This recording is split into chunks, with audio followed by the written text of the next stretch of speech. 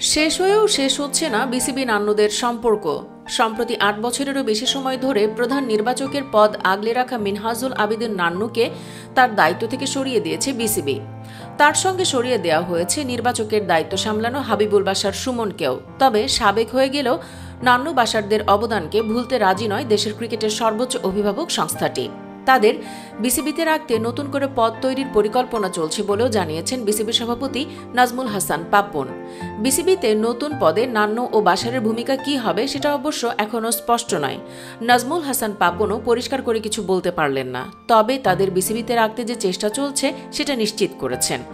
2011 সালে নির্বাচক কমিটিতে আসেন নান্নু। তখন আকরাম খানের অধীনে কমিটির সদস্য ছিলেন তিনি। 2016 সালে তাকে করা হয় প্রধান নির্বাচক। তার সঙ্গে যোগ দেন হাবিবুল। এই জুটি লম্বা সময় ধরে কাজ করছিল।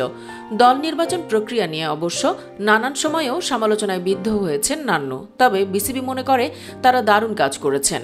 সব বোর্ড পরিচালকই তাতে একমত। বিসিবি সভাপতি বলেন, অবশ্যই বোর্ডেই থাকবেন তারা। আমরা সবাই তাদের কাজের প্রশংসা করেছি।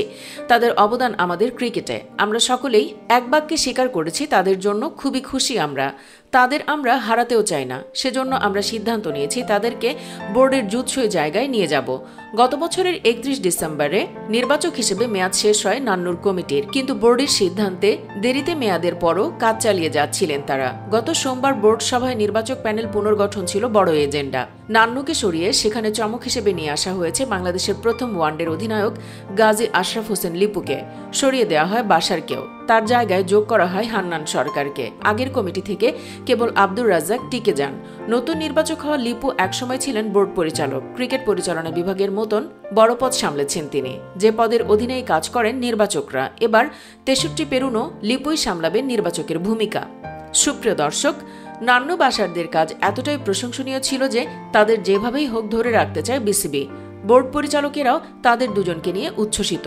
সত্যিই কি নান্নু বাশাররা তাদের দায়িত্ব পালনে এতটা সফল ছিল যে তাদের ধরে রাখতে নতুন করে পদ তৈরি করছে বিসিবি? কমেন্টে জানিয়ে দিন মন্তব্য। ভিডিওটি ভালো লাগলে লাইক ও শেয়ার করুন। ধন্যবাদ সাথে থাকার জন্য।